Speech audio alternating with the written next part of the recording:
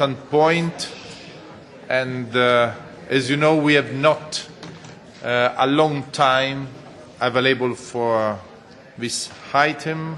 And first of all, I would like to welcome Commissioner Andriukaitis to the ENVI Committee. As you know, the European Commission yesterday adopted a weighted draft criteria for determining the endocrine disrupting properties of biocidal products and plant protection products. We are all aware about the importance of these criteria for both human and animal health, as well as for the environment. I therefore particularly welcome the Commissioner's readiness to present the draft criteria at today's meeting and look forward to hearing about the details of the proposal as well as the next steps of the Commission. I would like to thank you for your presence today, and the floor is yours immediately. Thank you, dear Chairman. Honourable members, last week the European Parliament adopted a resolution calling on the Commission to comply with its obligation by putting forward scientific criteria to identify endocrine disruptors. I have promised you on several occasions to present these criteria before the summer, and I delivered on my promise no later than yesterday. Indeed, the Commission presented scientific criteria to identify endocrine disruptors in the context of plant protection and biocidal products legislation. I would like to stress one again. In the context of those two legislations, plant protection products and biocidal products. I am pleased to say that these scientific criteria are based on the widely agreed WHO definition of endocrine disruptors. This definition states that the chemical substance is an endocrine disruptor if, first, it causes an adverse effect, and secondly, this effect is caused by an endocrine mode of action. The two draft comitology acts presented by the Commission include not only the scientific criteria, but also specify how the identification of an endocrine disruptor should be carried out. It is important that this identification exploits fully a relevant scientific evidence available, uses a weight of evidence approach. I would like to stress your attention. Weight of evidence approach, and applies a robust systematic review. Here I want to underline that we have taken a moderate approach, asking for reasonable weight of evidence, not for conclusive evidence. This means that in case of doubt, we will be able to act. It's precautionary principle. This is based on the principle of precautionary approach. The Commission also adopted a communication on endocrine disruptors which provides an overview of the regulatory context. As you are fully aware, several pieces of European Union legislation address endocrine disruptors, cosmetics, REACH, water quality, and others. The communication is accompanied by a thorough impact assessment. I am fully aware that the Commission's decision to carry out and finalize this impact assessment was criticized, including by some members of this committee. And it's okay. I believe, however, that this work was important to enable the College to take a properly informed decision in this very sensitive area. Moreover, the European Parliament and Member States will also be able to benefit from this work. Anticipating the question, I want to repeat right away that the Commission's decision was based on science, not upon socio-economic considerations. All documents have been published on the Commission's website so as to ensure maximum transparency. The European pesticides and biocides legislations are the strictest and most protective in the world. They are based on sound assessments and robust, extensive data requirements. And This is thanks in no small part to the Parliament itself. Substances are only approved if a comprehensive assessment carried out by Member States experts and peer review by EFSA or ECHA demonstrate that under realistic conditions of use, produce unacceptable effects on human or animal health or on the environment. The provisions on endocrine disruptors in the current legislation were introduced a few years ago with interim criteria and at a time when it was not possible to define scientifically the criteria to identify endocrine disruptors. Discussions on this issue have continued over recent years among scientists as well as amongst politicians. I have personally met and heard the views of scientists from very different disciplines, notably because each field has a different language and logic to understand the unique complexity of investigation. I believe that it is also thanks to our joint efforts, opening discussions, that a scientific consensus, first of that kind, signed by 23 international scientists, was reached. It was reached in April this year. We have taken this consensus into consideration in drawing up the criteria we have presented. Additionally, we are also proposing to update one of the derogations in place of plant protection products to reflect current scientific knowledge. The derogation should make best use of available scientific evidence, including information on exposure and risk. Information on exposure and risk. I would want the Commission to take a decision on the derogation on the basis of all evidence. Exposure alone is not enough to give clarity on the level of concern in relation to a given substance. Chairman, honourable members, as you know, other options were identified and explored as potential ways to defining the criteria. These options reflect the various views of scientists, member states, and stakeholders. Some consider it important to add potency to the WHO definition. That is, scientific measurement of the substance's ability to produce an adverse effect. Others favored criteria that would include categories based on the different strengths of evidence for fulfilling the WHO definition. The Commission did not choose these options for the following reasons. First, the scientific consensus, which I mentioned, indicated that potency should not be part of the scientific identification of an endocrine disruptor. Potency should rather be taken into account when evaluating the risk that endocrine disruptors may pose. Thus, based on science, we did not consider appropriate to use potency as criterion for identification endocrine disruptors. Regarding categories, the Commission did not consider that establishing different categories of what an endocrine disruptor may be would help to define what an endocrine disruptor really is, because our mandate is about real endocrine disruptors, not about maybe. In addition, the use of categories in the context of the pesticides and biocides regulations would decrease legal certainty for both regulatory and stakeholders. The legislation which you have voted, I would like to stress it, about this legislation which Parliament voted, does not give a tool to address possible, probable or suspected endocrine disruptors. Creating a grey zone would lead to uncertainty and confusion without offering established benefits in terms of protection of health and the environment. As regards to the option to keep the interim criteria currently in place in the pesticides and biocides legislation, it was discarded because they are not fit for purpose. Chairman, honourable members, the criteria the Commission presented yesterday are based on WHO definition.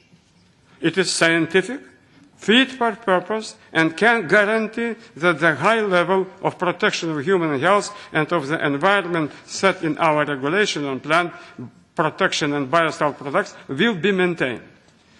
The two draft measures containing the criteria presented yesterday will now need to be adopted under the relevant. The Biocides Delegated Act will be discussed in a group of member states, experts, and then adopted by the Commission. The pesticides measure will be discussed and then voted in the Standing Committee. Both acts will then be subject to scrutiny in the Parliament and in the Council. Your cooperation will therefore be crucial, and I sincerely hope I can count on your support, as the adoption of the criteria will represent an important step for the protection of health and environment. It will also be paramount for European Union chemical legislation and will be scrutinized carefully by third countries. Once adopted, the EU regulatory system will be the first regulatory system worldwide to set criteria to identify endocrine disruptors, so please help us become pioneers in this important area. I have asked both ECHA and EFSA to start immediately looking at individual substances in order to allow the implementation of the new criteria without delay once they are adopted. Thank you for your attention. I know that you have questions. May I draw attention to one very important question. It was raised yesterday by Pavel Pots. Pavel Pots asked us why we proposing criteria which only look at human health. This means that only few, if any, substances would be identified as endocrine disruptors. This is not in line with the WHO definition. Now, let's clarify some misunderstandings. We are proposing criteria for human health and for environment. This is very clear in both legal proposals. For instance, in draft delegated act for biocidal products, you have section A for human and section B for non-targeted organisms. A similar structure is followed in the PRAC measure for plant protection products. It is also important to clarify that to implement the criteria, we ask to consider all available scientific information covering both areas. And if we speak about biocides and pesticides, we know very well. We speak about environment. Absolutely. But through environment, then we will affect human health. But animal health also is there. Also, one question was about proposing criteria which only look at known effects, proven evidence. This means that only few, if any, substances would be identified as endocrine disruptors. Are you using the EU population as guinea pigs? It's a question in my Twitter. It is misunderstanding. We are not looking at known effects, but have a wide consideration of all data, assume they are relevant, and assess them with a weight of evidence approach. Weight of evidence approach, not proven evidence. Weight of evidence. We are asking to look at all available scientific evidence, including animal studies and in vitro studies, and assess endocrine disruptors. To assess endocrine. We also ask to consider scientific literature in general. We are also clearly asking for a weight of evidence approach and for assessing biological plausibility. And it is in line of precautionary principle. It is in line to see openness and to see which new evidence will be on the table. Thank you. Thank you very much. We have a long list of requests for questions. I start immediately with a representative of a political group. I invite to be short because we have not today a lot of time. And I start with Françoise Grostet for the EPP. Merci beaucoup, Monsieur le Président. Thank you very much. Thank you, Chairman. Thank you, Commissioner, for the information that you've come to provide us. I'm reassured on the one hand, but still concerned on the other. I'm reassured because you have published the criteria, and the criteria are based on the definition of the WHO definition of endocrine disruptors, based on scientific consensus. So solid foundations. That's still worried because there are problems with the criteria to identify endocrine disruptors, which could jeopardize the objective of the legal acts. And also there's the issue of derogation, best exposure and risk. If I understood correctly reading your document, a substance can be identified as an endocrine disruptor, but be covered by a derogation under the biocide regulation because there is a negligible risk. This principle of derogation doesn't take into account the cocktail effect, and therefore it will be going for a risk-based approach through the back door instead of a hazard-based one.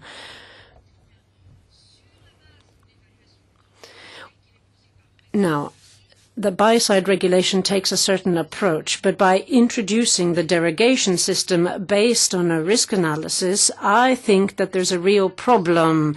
In page 5, you say that you won't have a category-based system, which I think would be useful. On page 6, it says it's difficult to go for to establish safe limit values. And then on the same page, there's the issue of strength, saying that you can resort to that in order to assess the risk of substances. Yes, of course, you have to reach a compromise, but I feel you've only come halfway, really. I don't think that you've dealt with this in an integrated way. This could be a real problem, a real powder keg, because it's the environment and human health that are at stake here. For the group S&D. Yeah, thank you, Chair, and thank you, Commissioner, for delivering the criteria as you promised before summer break. And again, thank you for not including the potency in the proposal, and of course, thank you for the reaction on some concerns I have raised before. On the proposal itself, I'm still a bit frustrated that the Commission proposed only interim criteria, despite you said that you are preparing some other interim criteria for other pieces of legislation, but you tabled interim criteria instead of horizontal criteria to tackle the problem in complexity, including cosmetics, water, chemical substances, and so on. And I was particularly surprised by one statement in Commission summary on page 7 that the issue, I quote, the issue faced by the Commission is exercises to establish criteria to determine what is or is not an endocrine disruptor for the purposes of plant protection products, and also not to decide how to regulate these substances. This was a surprise for me, because I thought that when I read all previous documents of the Parliament, then I'm afraid to decide how to regulate endocrine disruptors was our intention. So I was quite surprised that it was not exercise of the Commission. I want to mention today only concern. You have spoken about the slight changes in the wording, and these are, by my opinion, quite substantial changes proposed to current text of the Annex 2 of the Plant Protection Product Regulation. Change from may cause adverse effect to known to have adverse effect in one part of the text. And it is not considered to have endocrine disrupting properties, changes to it is not identified as having endocrine disruptive properties. Another worrying, by my opinion, part of the Commission proposal is change from a safety standard of negligible exposure into negligible risk. By my opinion, this apparently shifts from hazard-based approach to risk-based approach. I am quite surprised, because I consider this to be European standard, to maintain hazard-based approach. I would like to ask, how would you justify this change of what Parliament and Council approved, and how far it is in line with the legal mandate of the Commission expressed in the sentence of European Court stresses the Commission is not entitled to change the regulatory balance laid down in Basic Act via the application of powers delegated to it pursuant to Article 290 of European Treaty. I don't know how far it is in line, and I would like to hear your opinion on this. And secondly, if it is the case you have chosen for some reason, I don't understand what reason it could be, for endocrine disruptors to change from hazard-based to risk-based approach, how this can, by your opinion, contribute to protection of health of European citizens and protection of consumers. Because in other compounds like carcinogenics, genotoxics and so on, we still maintain categories, we still maintain a hazard-based approach. You are changing by this proposal for endocrine disruptors, Commissioner. Thank you. Thank you very much. Julie Gerling. Thank you very much. Thank you, Commissioner. I think you're going to find that you'll be pleasing some of the people some of the time across this whole issue, and we'll all have different bits we like and different bits we don't like. So let me give you my take on that. I very much welcome your definition in line with the WHO definition, as this ensures consistency with international standards. I think that's very important. I also particularly welcome the focus on the causal relationship between endocrine mode of action and adverse effect. For me, that's an essential distinguishing issue. True endocrine disruptors must be distinguished from other substances that simply exhibit an endocrine mode of action, and we do need to properly consider that. I'm pleased to see that you chose not to establish a category of suspected endocrine disruptors. This would not be helpful in the regulatory context. We would be dealing with it forevermore. And I also welcome the fact that endocrine-related adverse effects, which are indirect consequences of other toxic effects, are not considered for the identification of endocrine disruptors. This ensures that we focus on the specific problem at hand. And I welcome the focus on scientific evidence and applying a weight of evidence approach. This helps to ensure that criteria are applied in the most objective manner possible, and that we ensure a high level of protection where it's most needed. So all of that's my list of positives. But I have a few issues. I'm rather disappointed that criteria have to rely on biological plausibility of causality rather than conclusive evidence. I accept in your report where you say conclusive evidence is always a difficult concept, is a difficult thing to prove. But that doesn't mean to say that we shouldn't be aiming for that. Biological plausibility, well, we will talk about that for a long time as well on specific substances, so it doesn't really make it easy. I know that there are still knowledge gaps in the field, and those knowledge gaps as we go through will be filled, so maybe we can look forward to some change in that in a future regulation. On the issue of potency and the risk of harm, in your communication you note that the potency should not be considered when identifying endocrine disruptors, but taken into account when evaluating the actual risk that endocrine disruptors may pose.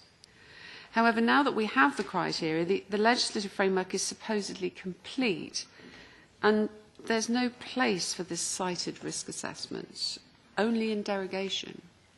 So I take a sort of polar opposite view, perhaps, to Madame Grossetête in this, because I think risk assessment should be an integral part of the legislation. Derogations should be, by their very nature, they should be exceptions. So rather than systematically applying risk assessments, we're only conducting them in exceptional cases.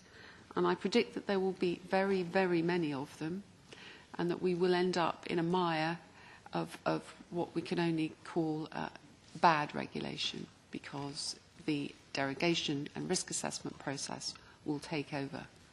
And it would have been better if that had been the basis of the legislation in the first place. Thank you very much. Ms. Adzekamp. Dank u wel. Thank you very much, Commissioner. Last week, the European Parliament gave the Commission an opportunity to do its duty when it comes to endocrine disruptors. You were given the task in 2013 of protecting humans, animals, and the environment against endocrine disruptors. Now you've started this hazard-based criteria 3 years too late. You're now talking about risk-based interim criteria. Hundreds of studies have been carried out. They're peer-reviewed. They're scientific studies. And they show that even low doses of endocrine disruptors have an effect on human health, including unborn children. What you're talking about is based on economic criteria, and I think a rather distorted definition of the World Health Organization. And thus your policy falls short. You're reversing the burden of proof. This gives rise to health risks, and it also means that there's going to be a lot of animal experiments, which are necessary because there's already a lot of scientific studies which show that even low doses of endocrine disruptors can have damaging effects. You're playing with the Parliament and you're playing games with our health, and you know full well that the Parliament will not be accepting this proposal. Ladies and gentlemen, we must stop playing along in this game. The European Court of Justice has ruled against the Commission. We have ruled against the Commission. I think it's time for us to say that we have no faith, and only the Parliament can do that. Thank you. Thank you very much. Bas Eickhout. Thank you, Mr. Chairman, and thank you, Commissioner, for explaining what you've been trying to do. You said there were a lot of misperceptions out there. Well, I followed the press conference yesterday, and there were quite some very fundamental questions of journalists on why animal testing were so restrictively applied, and you said that's a technical question, and I'm not going to answer that 3 times in your press conference yesterday. Maybe it would help if you acknowledge that these are very political questions, and you cannot avoid them by saying these are technical questions, and I think that would also help if journalists need to describe what you're trying to do. I think we have a lot of criticism, but we have 2 fundamental problems. One on contents, one on what you are allowed to do as a commission regarding legislation. First on the contents. On the contents, what you are doing is, when we have to prove what an endocrine disruptor is, you have now in your draft proposal, it's stating that it has to have a known effect to cause an adverse effect relevant for human health. So, a known to cause an adverse effect. That is a deliberate restriction of what is common in legislation. Yes, it is. Because in category 1A, which is in chemical legislation, there it's always a known with based on human evidence, but there is very clearly also category 1B, which is a presumed relation based on animal evidence. And in this proposal, you only accept animal evidence if it's relevant for humans, proven to be relevant. That is an additional restriction. And you can say no, but you always love scientists, so I may quote how scientists are reacting to this proposal, and that is the Endocrine Society, who is the oldest and largest global membership organization representing scientists and physicians. And they conclude that the European Commission's regulatory criteria are too strict to effectively protect the public from endocrine disrupting chemicals. If that is the reaction from the scientific community, I think the Commission is having a problem when they are coming up with this. You can say no, but then you have to reply why this society is wrong and why you are deliberately limiting the scope of how we define endocrine disruptors. That's on the contents. Secondly, on the procedure, the Commission can only change existing regulation, adopted regulation, if there is a technical or a scientific evidence for it. You are changing an annex, and one of the changes, for example, you change from unless the exposure to humans, you change it into unless the risk to humans.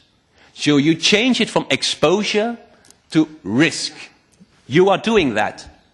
And there you have, this is a political decision. This has nothing to do with a scientific or a technical change. You are changing an existing regulation with a political, that is unallowed. That is not accepted. We need, for that process, we need co-legislation with Council and Parliament, and the Commission can't do that. This is unacceptable on contents, on procedure. We will object to this. Thank you very much. Ms. Dornano. Merci, Monsieur le Président. Thank you very much, Chairman. Thank you very much, Commissioner, for your explanations. In a press release, President Juncker said he was very pleased that the EU was the first regulatory system to define scientific criteria in legislation on endocrine disruptors. But he seems to have forgotten that this definition has only come after what the Court of Justice said in December 2015, finding against the Commission for not meeting the deadline. The criteria are based on the WHO criteria. Yes, it's true, they don't look at potency linked to thresholds as the chemicals industry wanted. That is true. However, the derogation system is based on risk assessment and therefore exposure of the population.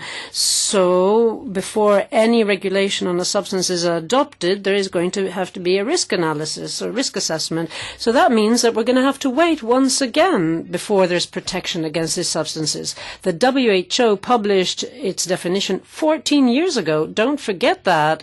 So the so-called need for an impact assessment was only a ploy to push back the deadline and to keep the lobbies happy.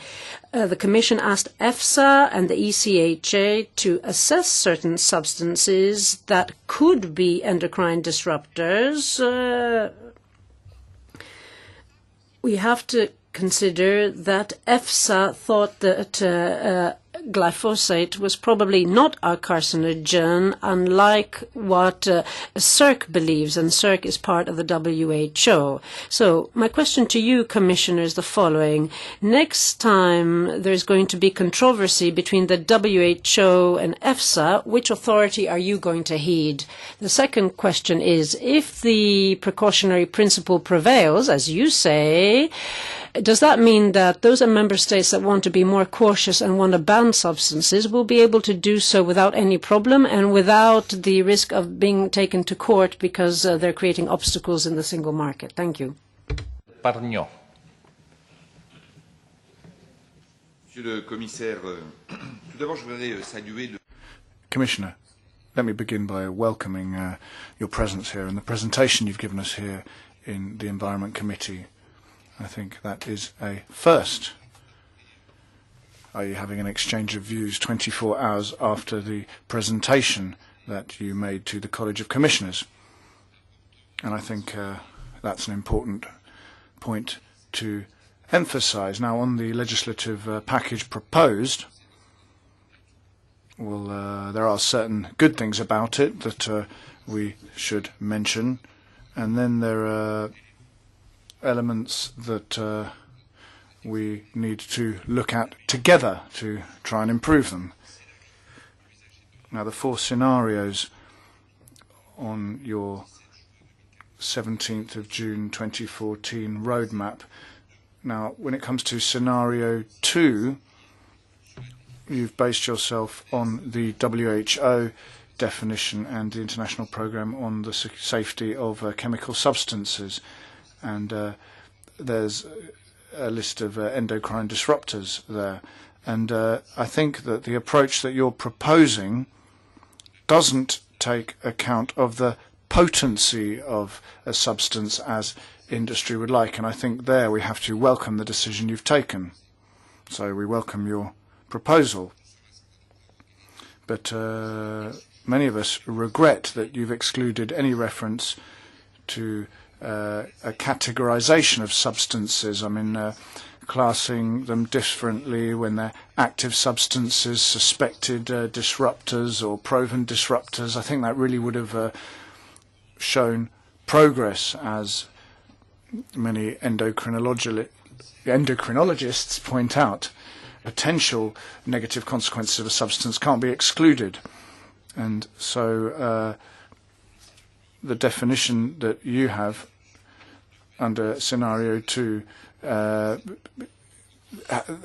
has a problem in it, because we don't think that definition can be excluded in the proposal. Then the 7th Framework Programme to 2020, well, for that the Commission had committed itself to presenting horizontal criteria for endocrine disruptors, and the package of initiatives that you're presenting should have had an effect on all legislation that relates to endocrine disruptors.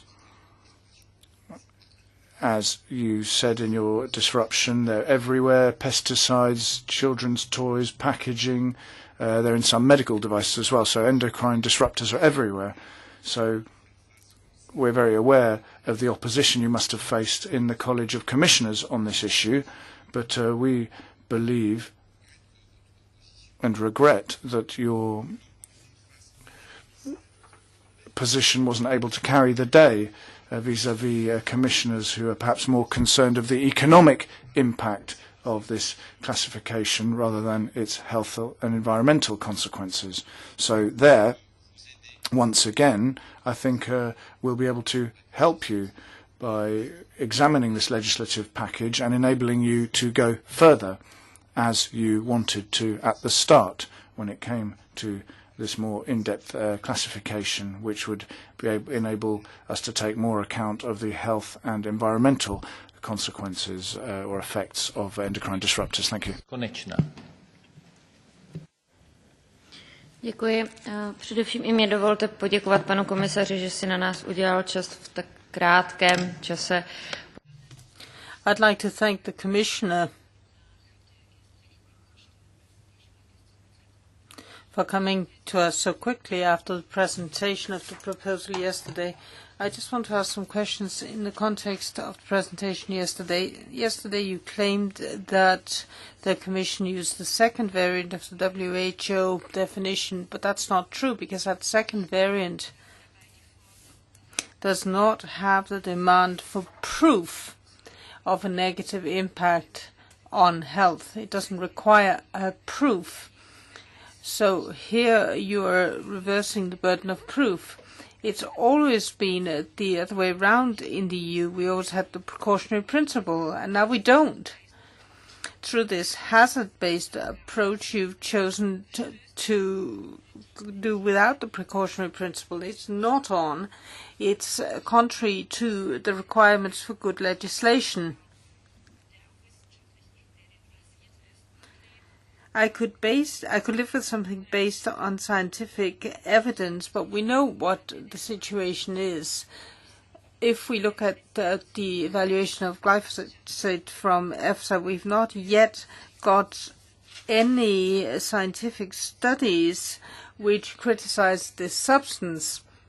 And now you're saying that you're only going to classify something as damaging if there is proof that it has a negative impact on the human body, which probably means you're just going to ban very few substances, because mainly you use studies which come from industry and from the manufacturers. And that really bothers us. It also bothers us that you've been working for 3 years on a proposal which does not have a strict list of scientific criteria. I'm sure it's not just your fault. I don't want to load the whole burden of guilt on your shoulders. You've only been in the Commission for a year and a half. However, the level of work that's done by your officials is something which will soon, no doubt, take you to the Court of Justice again. So we're going to be back in a situation we were in 3 years ago, and I'm disappointed. Thank you very much. A lot's already been said, so I'll try and be fairly brief and target some specific questions. What you presented yesterday in the Commission is mainly about biocides and pesticides, but at the same time, in the longer term, this categorization and this way of classifying substances should be brought into other areas when it comes to endocrine disruptors. So my question is, when can we expect this to be expanded to food contact materials, where again we know there are a lot of endocrine disruptors? When can our consumers expect this to be regulated so that their health is protected? When can we expect to see a difference? And the question is, when do you have to show but not prove that an endocrine disruptor is dangerous? Danish scientists have done some very good calculations and evaluations on the basis of animal trials, but also on the basis of looking at humans, that fluorides which are in food contact materials can lead to miscarriages. And you can't do research on that. You can't say that exactly this concentration of the fluoride materials can lead to spontaneous miscarriages. But I'd really like to know, when you think something is proven, is it enough to have an assumption? The Danish scientists have an assumption, but they haven't been able to define exactly the amount. I really think there's some issues here that we need to look at more closely. Dank u, voorzitter. Commissaris, dank voor... Thank you very much, Commissioner, and thank you for being here and for being prepared to discuss this with us. I agree with what Count and others have said, but I'd also like to say some positive things. First of all, the potency has already been raised. I don't think it's surprising that you've tackled it in this way. I'm not surprised, because we discussed this in the context of the Westland report in the European Parliament years ago. Also, you're using socio-economic criteria, and that is something which should not surprise us. The European Parliament has always had this attitude, and in 2015, in December, the court ruled against you, so you had to do this. I'd like to say something about what the Endocrine Society has said. They're an organization of top-level scientists, and they say very clearly that the criteria proposed by you will not lead to real protection of human health and animals, and that the criteria will mean that very few endocrine disruptors will be identified and regulated, and this despite the fact that we know that the economic cost of endocrine disruptors when it comes to production loss and health care, and it might be right up to 163 billion euros. Now, when we had the different choices, 1, 2, 3, and 4, a choice had to be made. We knew how many endocrine disruptors would be covered by the different categories. You now have an option, which is really the WHO option, but as my colleague said, it isn't really. It is a revised version of what the WHO said, and you've gone from a hazard-based approach to a risk-based approach.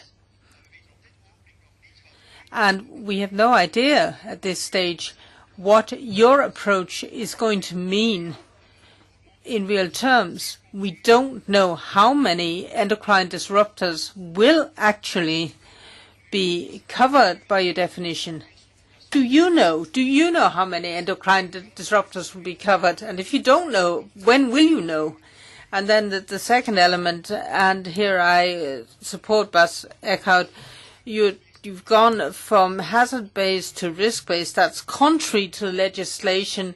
You're exceeding your powers as a European Commissioner. You cannot do this in the way you're doing it. You have to go through co-decision. You have to go mid-decision. You have to change the basic legislation. How would you react to those questions? Thank you. And the last speaker is Mr. Caputo. Grazie, Presidente. Thank you very much. Thank you, Commissioner, for coming here this morning only one day after you presented the proposals and for honouring your promise of presenting this before the summer recess. But I must admit I'm a little bit worried about what you decided yesterday. The Commission put forward a very restrictive definition of endocrine disruptor, but not only that, you have also come up with pretty broad derogations. You decided to follow the WHO definition, so you've gone for policy option 2, but the European Commission underlines the importance that there has to be a proven link, causal effect, if you like, between the adverse effects to health and the endocrine mode of action of the chemical substance. So you need ironclad scientific evidence, which isn't always easy to get. So you also came up with a rigid interpretation of the definition. It's a lot more rigid than the WHO definition, according to which endocrine disruptor is a substance that alters the function of the endocrine system. According to the Commission's estimate, the number of substances that will probably be banned on the basis of scientific criteria will probably only be 26. However, in the last report on this that goes back to 2012, the WHO came up with a list of 800. I'm sorry, there's something that is not quite right here. So I have some doubts when in your introductory remarks you said that these criteria will be efficient. And of course we have to look at current legislation and the definition, which also includes those substances that might cause adverse effects. So I think that this is a step backwards, because we have to look at those that could have a potential hazard. The Commission says that there will be derogations and there might be certain alterations of the categories. And it is no coincidence that pesticide lobbies have welcomed this approach, because now they have a grey area, and it means that they have more leeway to do what they want to do. Think about what happened with glyphosate. So I think that's an omen of what is to come. I think that Europe has to be a trailblazer here, and the European Parliament is here and is going to be involved. But, Commissioner, don't you think that you would have made our lives easier if yesterday you had been more ambitious, and if your reference point had been the precautionary principle, and if you had considered that, after all, our overarching aim is to protect human health, and not just take into account economic aspects? Now, Commissioner, the floor is yours for the answers. Thank you, colleagues. I am very happy. I am really very happy. It shows that we are on the right way. Some don't like one thing, some don't like another, some ask me. First of all, I would like to react on some very painful sentence. Madam Hazekamp said, please don't play with people's health. I am not Dr. Mengele. I am Dr. Vytenis Andriukaitis. I never played with people's health. Never. Please don't use those arguments. Because it's no way to have moral debates together. I am not Dr. Mengele, once again. Yes, I am a medical doctor. Yes, I know how it is difficult to deal with clinical diagnosis, with differentiations.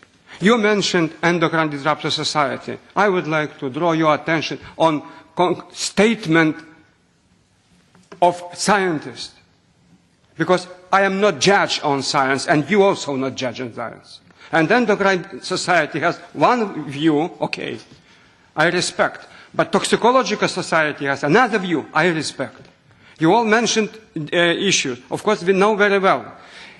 Legal environment, it's not was my job. It's previous parliament and previous council decided we have different regulations and different approaches. We have different laws with different requirements. We will not all use a hazard identification, a hazard assessment, then a hazard characterization, a risk characterization, a risk assessment, a risk management. And speaking about risk management, European Parliament and Commission are both risk managers. We are all responsible on risk management. It's not game between us. We are in the same boat. Because at European Union level we have three levels of risk management. European Parliament, European Commission and Member States. We must agree and to keep in hands a holistic approach and to see how to move forward together. Not only playing game, you know, some societies have said, some another. I will quote statement. Statement shows that sources of uncertainties exist today between different scientists. Exposures are often difficult to reconstruct. Non-monotonic dose-response relationship and low-dose effect still under debate. And a consensus about these issues is unlikely to emerge in the near future. Of course, we all face such scientific statement. It's not mine, it's not yours. It's 23 prominent European Union scientists signed such statement. Please follow those statements. Not please follow only one side or another, because we need to have common approach. Of course, we all know that some uncertainties are existing in this very difficult file. Of course, we know very well that we have differences also not only about hazard identification, because we must understand how many different methodologies, how many different instruments we must use in the very complex question. But may I start with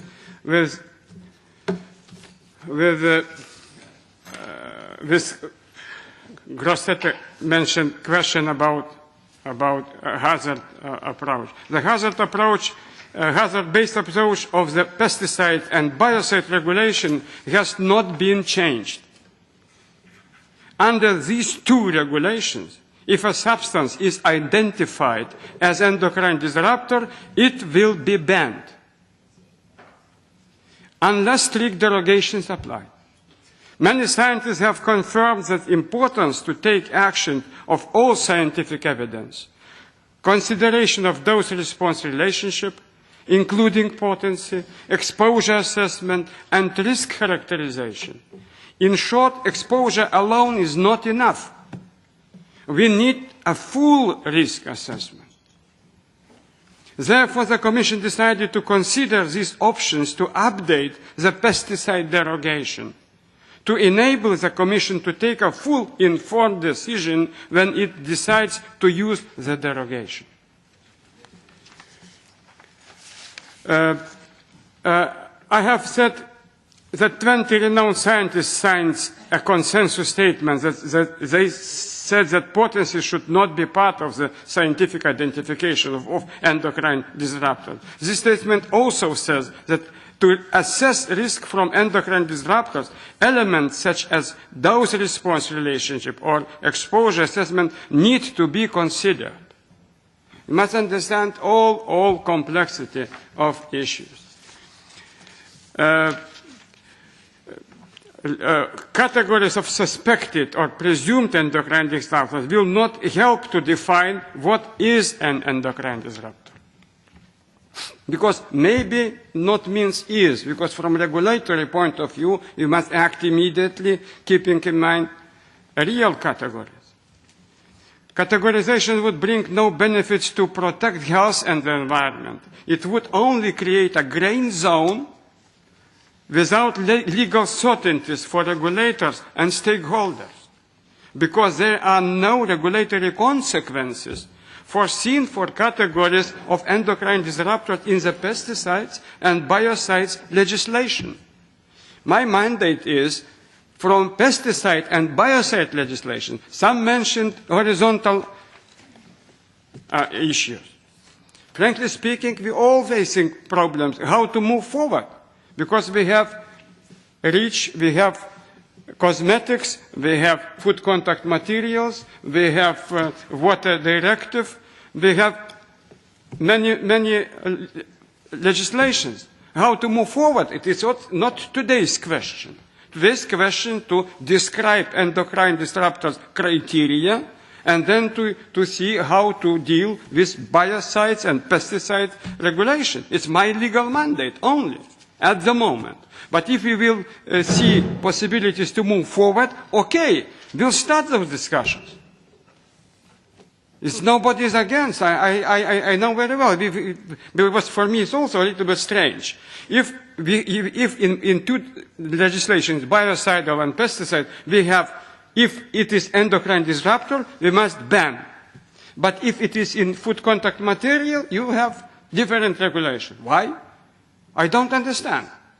We must see how to move forward together. But first step, and my job is today to present criteria following my mandate related to biocidal regulation and pesticides regulation.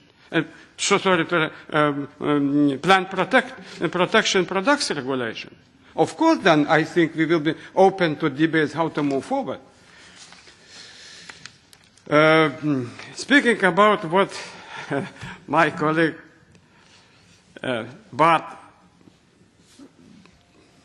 Bas said, we have not yet identified substances as having endocrine disrupting properties. In this impact assessment, out of 347 substances screened by the consultancy, 25 chemicals substances were listed as endocrine disruptors. 25. This is not a result of full assessment, but gives an order of magnitude of possible substances that we now need to assess. And I ask immediately ECHA and EFSA to follow the situation. But nobody knows who will be in the future. We must apply precautionary principle and see how to move forward. When we speak about biological plausibility, impairments, and susceptibility, those issues show it opens doors to apply precautionary principle in more proper way and to keep eyes on situation openly. Bas Eickhout on animal testing. The assessment of the chemicals with regard to its potential endocrine disrupting properties requires a comprehensive set of relevant toxicological data. These data are currently mainly derived from appropriate animal studies. There is already ongoing work at OECD level and by the United States Environment Protection Agency, and this will support the desired transition away from animal testing towards predictive toxicology approaches for chemical screening. May I conclude? It is the first time that the concept of endocrine mode of action will be introduced in a regulatory context. It will contribute to ensuring a high level of protection of health and environment in the pesticides and biocides areas, as we will have clear criteria based on up-to-date scientific approach. So far, only adverse effects were considered for regulatory decision-making. This will help us taking sound decisions and banning substances for real concern. And I would like to follow it. So discussions for me was very fruitful. I would like to, once again, to read your questions, to go back to see how to respond, how to debate. We're still in debates. I am happy about today's discussion. It shows that some are not happy in one way, some are not happy in another, some are not happy in third way. It means that we have a right decision.